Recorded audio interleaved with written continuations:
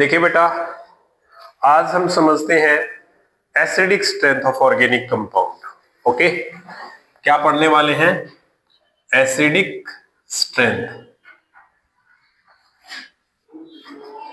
In organic compounds. Okay, बिल्कुल simple है, तरीके से आपको समझना है। आपने अगर जीओसी की रेजोनेंस हाइपर कंजुगेशन रेजोनेंस और मेसोमेरिक इफेक्ट को अच्छे से समझा है, स्टेबिलिटी को अच्छे से समझा है, तो आपको ये समझ में आ जाएगा। देखिए यहाँ पर क्या है एसिडिक स्ट्रेंथ में। सबसे पहले तो इसका बेस समझे, हम एसिडिक स्ट्रेंथ कैसे पढ़ने वाले हैं। मान लीजिए HA एक कोई एसिड है, HA क्या है, कोई भी एक एसिड है, और ये ब्रेक होगा तो H+ और A- में ब्रेक होता है। ठीक है, H+ जो है इसका क्या बनता है, कॉन्जुगेट एसिड बनता है, और A- क्या बनता है, इसका कॉन्जुगेट बेस बनता है। इक्विलिब्रियम में आप लोगों ने इसको पढ़ा होगा। ओके, ठीक है, तो आपका यहां पर Ka क्या बनेगा, concentration of H+A- divide by HA, concentration of HA। higher is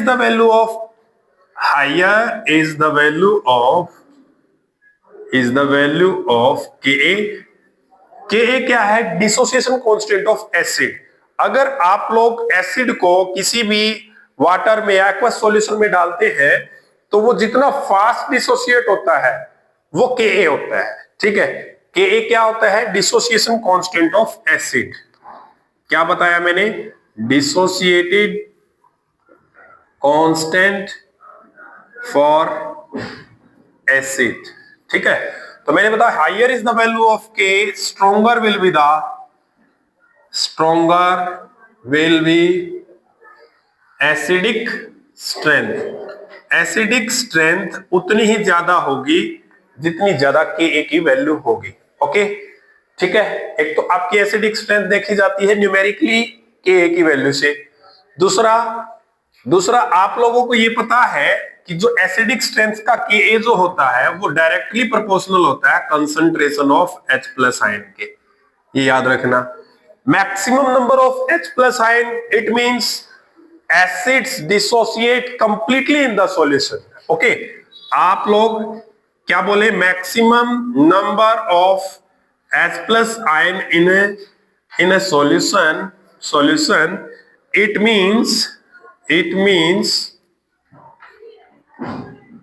it means there is acid complete dissociate in the solution।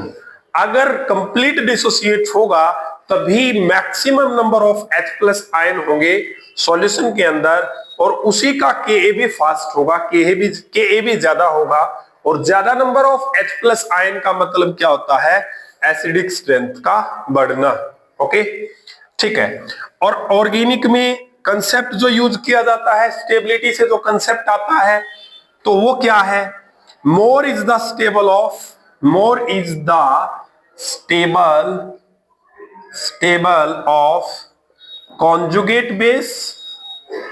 conjugate base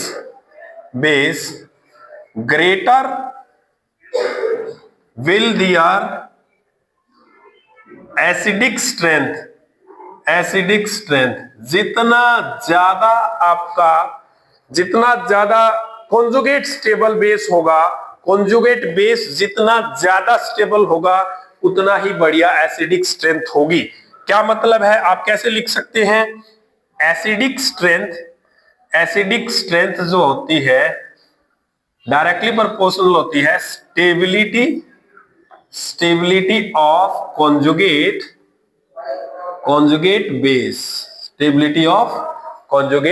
base, जो कि वेरी सिंपल है, जो कि हम स्टेबिलिटी चेक करते हैं, आपने पिछली वीडियोस में देखा भी होगा। तो अभी एक बेसिक सा क्वेश्चन आपके सामने है। ठीक है, मेरा क्या क्वेश्चन है, which one is stronger acid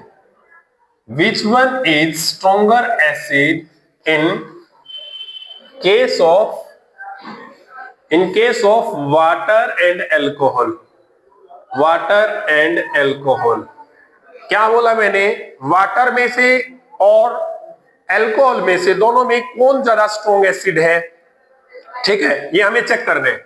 आप लोगों को पता होगा ROH इज द एल्कोहल, ये आपका क्या है, एल्कोहल है, और HOH इज द वाटर।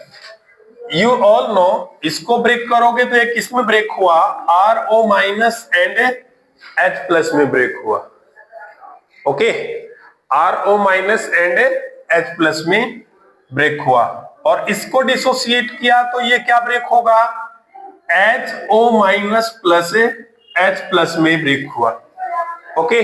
तो आप सभी जानते हैं, तो ये क्या है आपका कॉन्जुगेट बेस, और ये भी क्या है, कॉन्जुगेट बेस। इस कॉन्जुगेट बेस को क्या कहा जाता है, एल्कोक्साइड, एल्कोक्साइड इसका नाम है, और इसका नाम क्या है बेटा, हाइड्रोक्साइड, इसका नेम क्या है, हाइड्रोक्साइड। अब हमें चेक करना है एल्कोक्साइड ज्यादा स्टेबल होता है या हाइड्रोक्साइड ज्यादा स्टेबल होता है, ठीक है। तो आप इसको निकाल कर यहां लेकर आइए, RO माइनस, ठीक है, HO माइनस, ओके। इसमें चेक किया कि ऑक्सीजन के पास हाई इलेक्ट्रॉन डेंसिटी है, मोर देन एक्सपेक्टेड, जितना हम एक्सपेक्ट नहीं कर सकते उससे ज्यादा डेंसिटी है, इसके पास भी डेंसिटी ज्यादा, इसके पास भी डेंसिटी ज्यादा, और ये फिर भी इलेक्ट्रॉन डोनेटिंग ग्रुप इसके साथ जुड़ा हुआ है, इलेक्ट्रॉन डोनेटिंग ग्रुप इसके साथ जुड़ा हुआ है, इसकी स्टेबिलिटी को कम कर रहा है भाई, यानी एसिडिक स्ट्रेंथ और ज्यादा दे रहा है, समझ में आया। तो ये जो है इलेक्ट्रॉन डोनेटिंग ग्रुप जो है, electron donating group in alkoxide, and alkoxide decrease stability of conjugate base, conjugate base। इस conjugate base की स्टेबिलिटी को इलेक्ट्रॉन डोनेटिंग ग्रुप जो है वो कम कर रहा है, ओके। इसलिए ये क्या है, ये तो है अनस्टेबल, और ये क्या है, stable, okay. But in hydroxide ion there is no one electron donating group, यहां पर कोई भी इलेक्ट्रॉन डोनेटिंग ग्रुप नहीं है। so we can say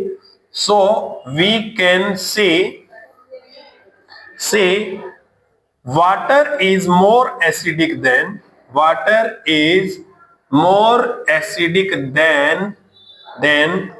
alcohol। Water जो है अल्कोहल से ज्यादा एसिडिक हुआ, ओके। बिल्कुल सिंपल है, आप लोगों ने इसकी स्टेबिलिटी में चेक किया कि ये जो है ये ज्यादा स्टेबल है, ये कम स्टेबल है, ओके।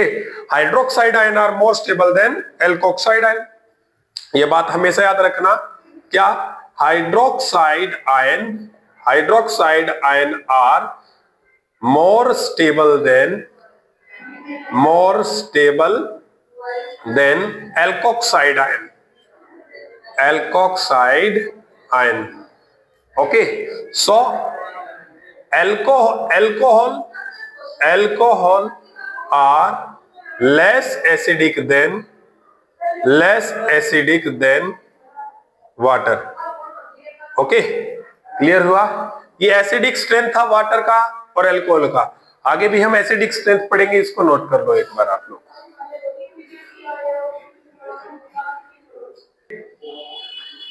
अब देखिए एसिडिक स्ट्रेंथ, ऑर्गेनिक कंपाउंड में एसिडिक स्ट्रेंथ में सबसे आगे आता है क्या, अब जैसे हमने देखना है ये है फिनॉल, ओके, और ये हमने लिया क्या, अल्कोहल, ये क्या है आपके पास, फिनॉल, और ये क्या है आपके पास, अल्कोहल। तो फिनॉल और अल्कोहल में देखना है एसिडिक स्ट्रेंथ किसकी ज्यादा है और क्यों है। तो आप लोग एक काम कीजिए, इसका आप कॉन्जुगेट बनाइए, RO माइनस प्लस में H प्लस, ठीक है, और इसका क्या बनेगा आपका, इसका alkoxide ion O minus plus H plus, इसको तो कहा जाता है एल्कोक्साइड आयन, ठीक है, और इसको कहा जाता है फिनोक्साइड आयन। क्या बोला जाता है इसको, फिनोक्साइड, फिनॉक्साइड आयन। ओके, तो अगर हम इन दोनों की एसिडिक स्ट्रेंथ को चेक करते हैं तो स्टेबिलिटी चेक करते हैं, तो आप लोग देख रहे हो इसके पास more than expected electron density है। आप लोग देख रहे हो RO माइनस है और आपके पास फिनॉक्साइड आयन है, तो इलेक्ट्रॉन डेंसिटी ज्यादा है, बहुत ज्यादा ऑक्सीजन के पास, दोनों ऑक्सीजन के पास में ज्यादा है। इसको तो इलेक्ट्रॉन डोनेट कर रहे हैं, बट ये तो क्या हो रहा है, ये तो रेजोनेंस स्टेबलाइज हो रहा है। ओके, इसलिए मैंने क्या लिखा यहां पे, ये क्या है, रेजोनेंस स्टेबलाइज। ओके, और ये क्या है, अनस्टेबल,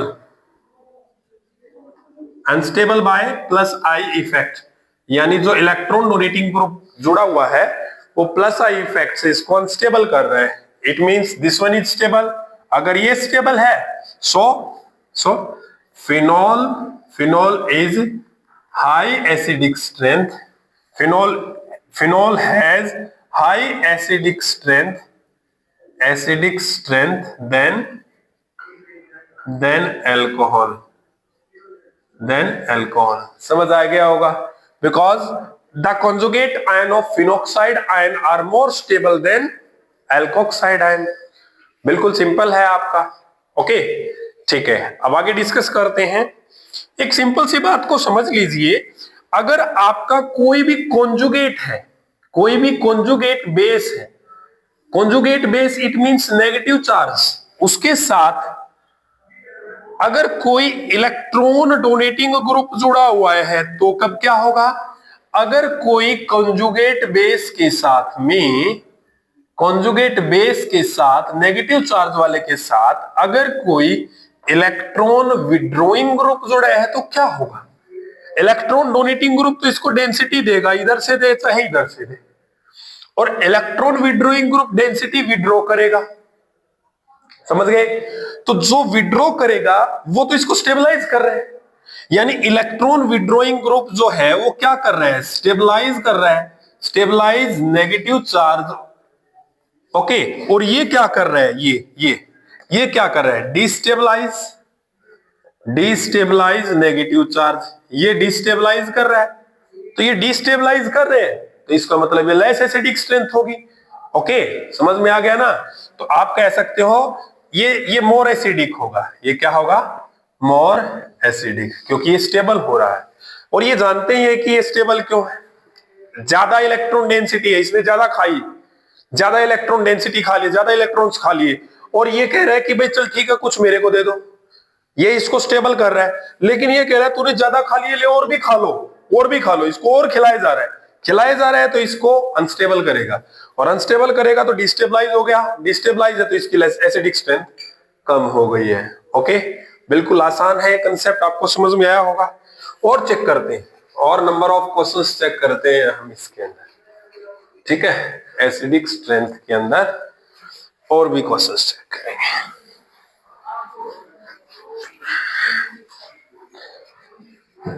आपने क्या लिया, ये आपने फिनॉल ले रखा है।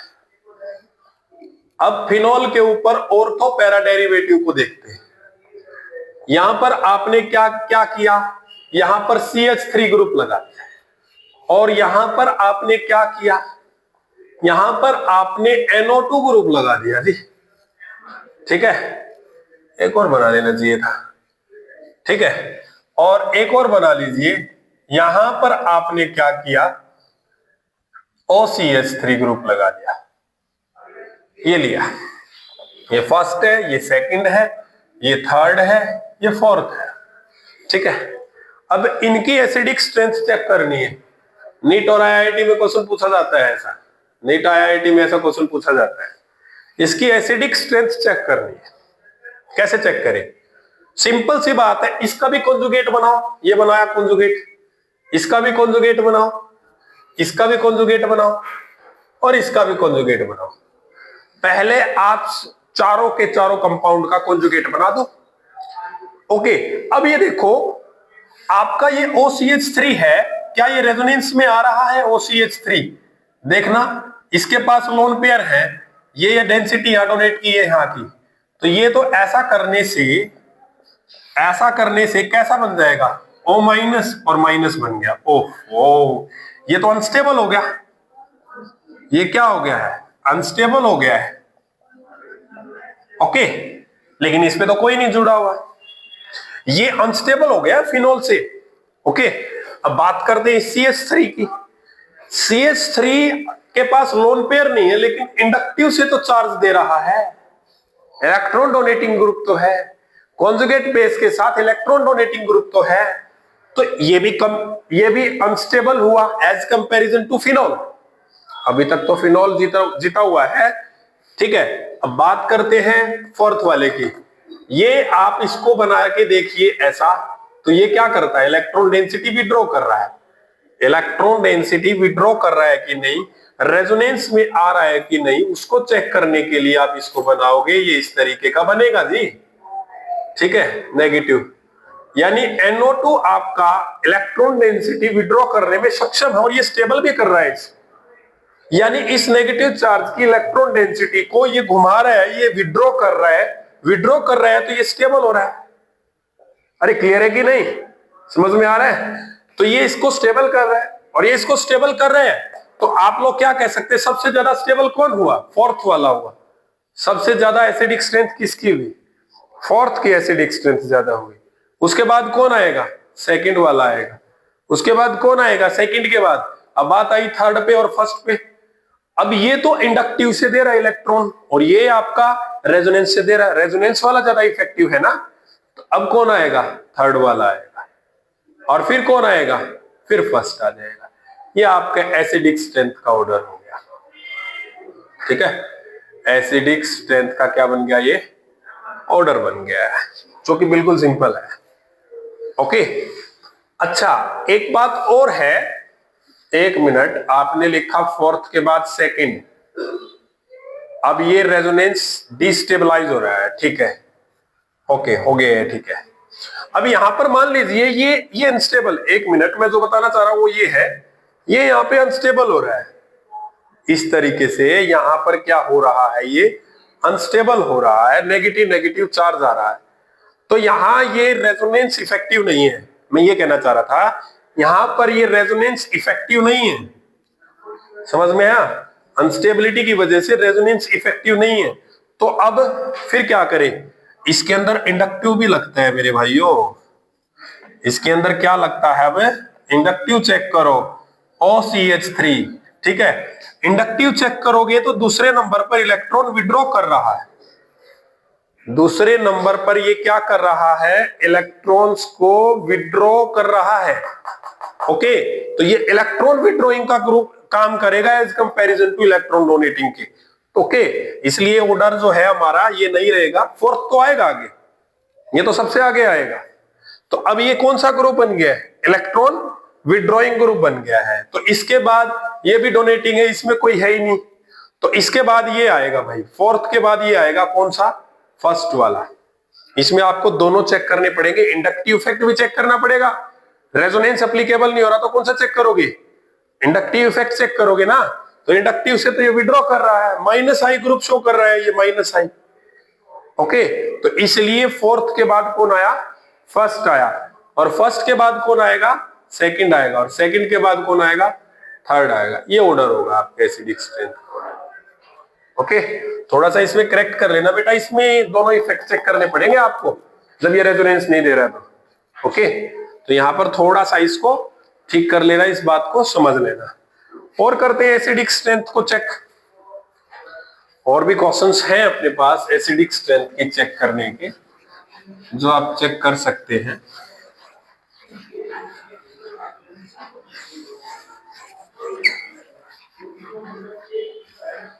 देखिए अब की बार क्या किया, अब की बार आपने फिनोल के साथ में, फिनोल के मेटा पोजीशन पर, फिनोल की मेटा पोजीशन पर CH3 जोड़ा, और फिनोल की मेटा पोजीशन पर OCH3 जोड़ा, और फिनोल की मेटा पोजीशन के ऊपर ही आपने NO2 जोड़ दिया। ओके, अब चेक करते हैं इसको क्या करता है ये। और एक फिनोल ले लो, ओके, एक आपने क्या लिया, बेसिक जो है ये है फिनोल, ये लिया, ये फर्स्ट है, सेकंड है, थर्ड है, फोर्थ है, चेक कीजिए। अब ये इलेक्ट्रॉन ओनली डोनेटिंग है, डोनेट कर रहे हैं, प्लस आई इफेक्ट शो कर रहा है, प्लस आई इफेक्ट।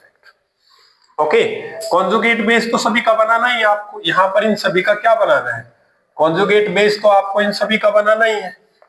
तो ये तो इलेक्ट्रॉन डेंसिटी डोनेट करेगा, रेजोनेंस तो करता नहीं है, लेकिन कौन सी पोजीशन पर कर रहा है डोनेट, थर्ड पोजीशन पर डोनेट कर रहा है। इसकी बात करते हैं, ये पहले आप इसको ऐसे क्वेश्चन में पहले आप ये देखा करो ये रेजोनेंस दे रहा है कि नहीं। आपने क्या किया, इसको रेजोनेंस देकर देखा, इसका रेजोनेंस इफेक्टिव है कि नहीं, क्या ये रेजोनेंस इस पोजीशन पर, इस वाली पोजीशन पर इफेक्ट डाल रहा है, नहीं डाल रहा है। तो ये किसका काम करेगा, रेजोनेंस का तो काम नहीं करेगा, रेजोनेंस का काम नहीं करेगा, तो ये किसका काम करेगा, इलेक्ट्रॉन विड्रॉइंग ग्रुप का काम करेगा। ठीक है, तो ये रेजोनेंस तो इसके अंदर, या आप कह सकते हो प्लस एम इफेक्ट इसके अंदर फेल हुआ, तो ये किसका काम करेगा, इंडक्टिव इफेक्ट का काम करेगा, और ऑक्सीजन माइनस आई इफेक्ट लेता है। कार्बन के केस में ऑक्सीजन क्या लेता है, माइनस आई इफेक्ट जो है वो लेता है। ओके, अब नेक्स्ट है, इसमें चेक करते हैं, NO2 ग्रुप है। NO2 ग्रुप क्या करा, इसने यहां पर ये लिया और इसने यहां पर ये लिया।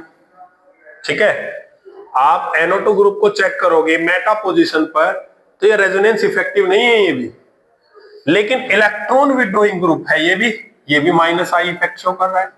भाई रेजोनेंस इसका इस पोजीशन पर कुछ कर ही नहीं रहा। हाँ, समझ में आ रहा है कि नहीं, किसी को डाउट है तो पूछ सकते हो आप लोग। Okay, if you have any doubt then you can ask. तो यहां पर क्या है, यहां पर तो ये रेजोनेंस में आ ही नहीं रहा, आपको इसके रेजोनेंस स्ट्रक्चर में प्रॉब्लम होती है ना। तो देखो बनाकर देखो, अब यहां पर डबल आएगा तो ये यहां पर नेगेटिव आएगा, ये नेगेटिव आया, ओ आ गया, यहां पॉजिटिव आ गया, यहां डबल है, यहां ये ऐसा है, ये O माइनस है। ठीक है, तो अब क्या, ये यहां पर आएगा, ये यहां पर आएगा, तो इसका आप रेजोनेंस बनाओगे, तो यहां पर पॉजिटिव आया, यहां पर डबल बॉन्ड आया, यहां डबल है, O माइनस है, यहां डबल बॉन्ड N है, O माइनस है और O है। तो अब क्या हुआ, ये यहां पर आया, यहां पर आएगा तो ये ऐसा बनेगा। ठीक है, double bond double bond double bond N O minus, यहां पर O, ठीक है, ये O माइनस और यहां पर पॉजिटिव। क्लियर है, समझ आ रहा होगा सभी को। ये यहां पर आया और ये यहां पर आएगा, ये रेजोनेंस। यानी आप इसमें चेक करो क्या कोई कॉन्जुगेट पोजीशन पर रेजोनेंस की वजह से कोई पॉजिटिव या नेगेटिव चार्ज आया है क्या, कोई पॉजिटिव या नेगेटिव चार्ज आया है क्या, नहीं आया ना, तो ये रेजोनेंस इसके अंदर एप्लीकेबल नहीं होगा स्टेबिलिटी के लिए। तो यहां पर ये माइनस आई इफेक्ट डोमिनेंट रहेगा। तो इसमें सबसे बढ़िया इलेक्ट्रॉन विड्रॉइंग ग्रुप कौन है कंजुगेट बेस के साथ, NO2। तो सबसे बढ़िया यही हुआ, सबसे बढ़िया एसिडिक स्ट्रेंथ वाला यही हुआ, क्योंकि अच्छा इलेक्ट्रॉन विड्रॉइंग ग्रुप है। उसके बाद इलेक्ट्रॉन विड्रॉ करने में कौन है, थर्ड वाला है। तो उसके बाद क्या आएगा, थर्ड, और उसके बाद ये तो डोनेट कर रहे हैं ना, उसके बाद आएगा फर्स्ट, और उसके बाद क्या आएगा आपका सेकंड। ये आपका एसिडिक स्ट्रेंथ का ऑर्डर हुआ फिनोल के अंदर। ओके ओके, अब एसिडिक स्ट्रेंथ पढ़ते हैं कार्बोक्सिलिक एसिड के अंदर। किसके अंदर पढ़ते हैं एसिडिक स्ट्रेंथ, कार्बोक्सिलिक एसिड के अंदर। ठीक है, कार्बोक्सिलिक एसिड में पढ़ेंगे। कार्बोक्सिलिक एसिड में क्या होता है, कार्बोक्सिलिक एसिड मान लीजिए आपके पास CH3 CH2 COOH, एक आपके पास है CH3 CH2, यहां CH के पास में आप फ्लोरीन जोड़ दो COOH। ठीक है, आपके पास है CH3 CH CCl3 COOH, और आपके पास में क्या है CH3 CH NO2 COOH। ठीक है, तो इन्हीं में चेक कर लेते हैं पहले, ये फर्स्ट है, ये सेकंड है, ये थर्ड है, ओके, और ये फोर्थ है। एसिडिक स्ट्रेंथ का ऑर्डर इसमें चेक करते हैं कौन सा ज्यादा एसिडिक होगा। कॉन्जुगेट बेस बनाओ इन सभी के, इन सब के ही क्या बनाओ, कॉन्जुगेट बेस, नेगेटिव चार्ज के साथ ये सभी के क्या बना दिया मैंने, कॉन्जुगेट बेस बना दिया। अब आप देखो इसमें भी फर्स्ट के बाद second, first second, second position पर कोई ना कोई ग्रुप जो है वो जुड़ा हुआ है। यहां पर कौन जुड़ा है? फ्लोरीन जुड़ा है, ठीक है। और यहां पर क्या? CCl3 जुड़ा है। यहां पर क्या जुड़ा है? NO2 जुड़ा है। अब आपको इलेक्ट्रॉन विड्रॉइंग ग्रुप देखना है, इनमें सबसे स्ट्रॉन्ग इलेक्ट्रॉन विड्रॉइंग ग्रुप कौन है? This one, NO2। फिर कौन है? This one. फिर कौन है? ये वाला। उसके बाद ये वाला। तो एसिडिक स्ट्रेंथ का ऑर्डर क्या हो जाएगा? अरे भाई देखिए, इलेक्ट्रॉन डेंसिटी विड्रॉ कर रहा है ना, ये भी इलेक्ट्रॉन विड्रॉइंग ग्रुप है, ये भी इलेक्ट्रॉन विड्रॉइंग ग्रुप है, और ये भी इलेक्ट्रॉन विड्रॉइंग ग्रुप है। अगर इलेक्ट्रॉन विड्रॉइंग ग्रुप देखोगे तो NO2 सबसे स्ट्रॉन्ग इलेक्ट्रॉन विड्रॉइंग ग्रुप है, फिर CCl3 है, फिर F है। ओके, तो आपका एसिडिक स्ट्रेंथ का ऑर्डर क्या बन जाएगा? फोर्थ सबसे आगे, उसके बाद कौन आएगा? थर्ड, उसके बाद कौन आएगा? सेकंड, और उसके बाद कौन आएगा? फर्स्ट। फर्स्ट में कोई इलेक्ट्रॉन विड्रॉइंग ग्रुप था ही नहीं। बिल्कुल सिंपल है। आपको इलेक्ट्रॉन विड्रॉइंग ग्रुप की सीरीज पता होनी चाहिए। ओके, आपको पता होना चाहिए NO3 है, उससे पहले SO3H है, फिर आपका CF3 है, फिर आपका CN है, फिर आपका ये ग्रुप है, फिर आपका कीटोनिक ग्रुप है, ठीक है ना। इस तरीके से आपको इसका इलेक्ट्रॉन विड्रॉइंग ग्रुप की सीरीज जो है आपको याद होनी चाहिए, ठीक है। अब बात करते हैं इससे आगे। अगर आपने क्या लिया है? Acidic strength in benzoic acid, ये बात कर रहे हैं आप। दूसरा आप किस में चल पड़े?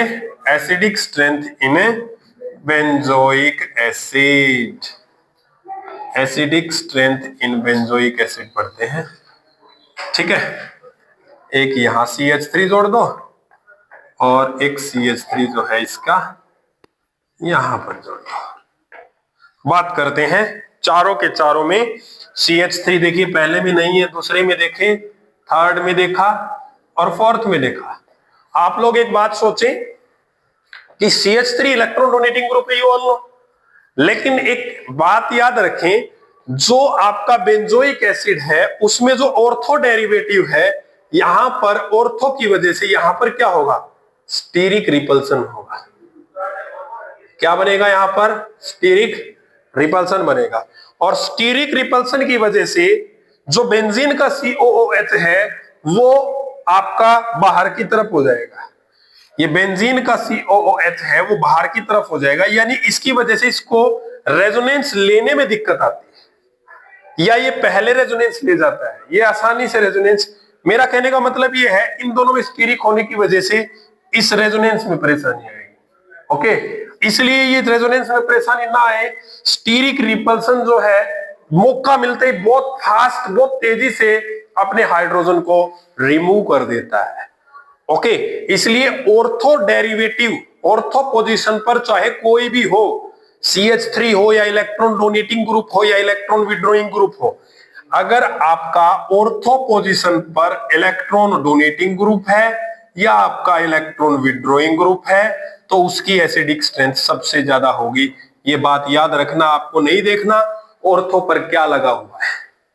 बेंजोइक एसिड के केस में आपका चाहे कोई भी है, चाहे आपका यहां पर ऑर्थो पोजीशन पर कोई भी है, तो उसकी एसिडिक स्ट्रेंथ सबसे ज्यादा होगी। बस आप ये दिमाग में फिट रखो।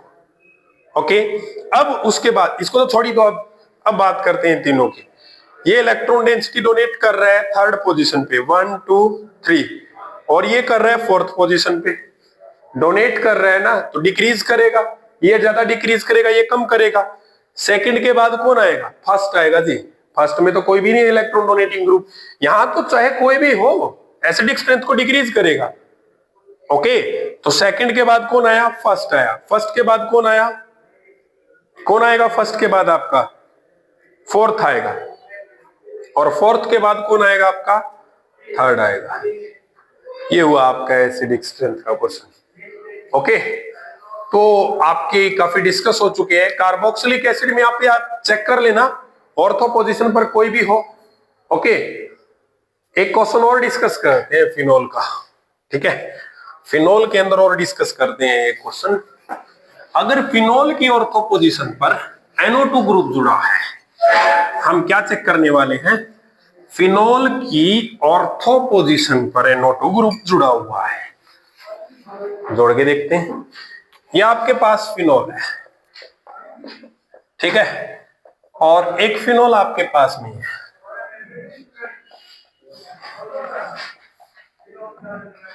और एक आपके पास फिनोल आपका ये है। अब चेक करना है यहां पर कौन सा ज्यादा एसिडिक है, किसकी एसिडिक स्ट्रेंथ ज्यादा है, फर्स्ट, सेकंड, थर्ड। हम इन तीनों में इसका कॉन्जुगेट बनाएंगे। एक बात सोचे, मेरी बात को ध्यान से समझे, यहां पर ये हाइड्रोजन बॉन्डिंग है ना, कॉन्जुगेट बनने से पहले हाइड्रोजन बॉन्डिंग है। हमने इस सॉल्यूशन को अभी डाला नहीं है, हमने इस सॉल्यूशन को एक्वस सॉल्यूशन में डाला नहीं है, डिसोसिएट नहीं किया है, उससे पहले यहां पर क्या है, हाइड्रोजन बॉन्डिंग है। पॉइंट भी क्लियर, यहां पर इंट्रामोलिकुलर हाइड्रोजन बॉन्डिंग है। ओके, कौन सी हाइड्रोजन बॉन्डिंग होती है ये, इंट्रामोलिकुलर, जो एक ही मॉलिक्यूल के बीच में होती है।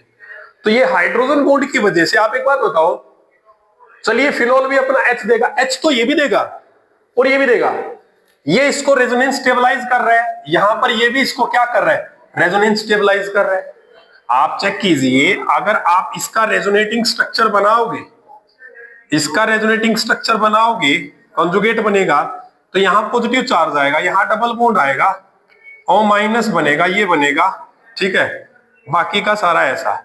और इसका रेजोनेटिंग बनाओगे, जैसा कि मैंने एरो लगाया हुआ है, तो यहां डबल बॉन्ड आया, यहां O- बना, यहां O है, यहां डबल है, पॉजिटिव कहां है, यही आएगा ना पॉजिटिव। तो आप इन दोनों रेजोनेटिंग स्ट्रक्चर में देखो, ये भी पॉजिटिव लेके आ रहा है, ये भी पॉजिटिव लेके आ रहा है, कंफ्यूजन ये होगा ज्यादा एसिडिक स्ट्रेंथ किसकी होगी। मैं ये कहना चाह रहा हूं, ऑलरेडी हाइड्रोजन बॉन्डिंग इसकी थी ना, ये हाइड्रोजन लेट हो जाएगा निकलने में, टूटने में लेट हो जाएगा। इसलिए कहने का मतलब, जो आपका Ka जो है, ये सेकंड वाले का Ka कम है Ka ऑफ थर्ड वाले से सेकंड वाले का Ka जो है वो कम है। इसलिए जब इसकी एसिडिक स्ट्रेंथ चेक करोगे, सबसे ज्यादा एसिडिक स्ट्रेंथ बनेगी थर्ड वाले की, फिर बनी सेकंड वाले की, और फिर कौन आएगा आपका, फर्स्ट आएगा। ये हुआ आपका एसिडिक स्ट्रेंथ ऑर्डर है। ओके, क्लियर हुआ? होप सो आपको ये समझ में आया हो, जो कि बहुत इंपॉर्टेंट था। और यहाँ पे काफी क्वेश्चंस जो है वो रहते हैं आपके जो कॉम्पिटिटिव एग्जाम है, नेट और IIT JEE है उसके अंदर, ठीक है।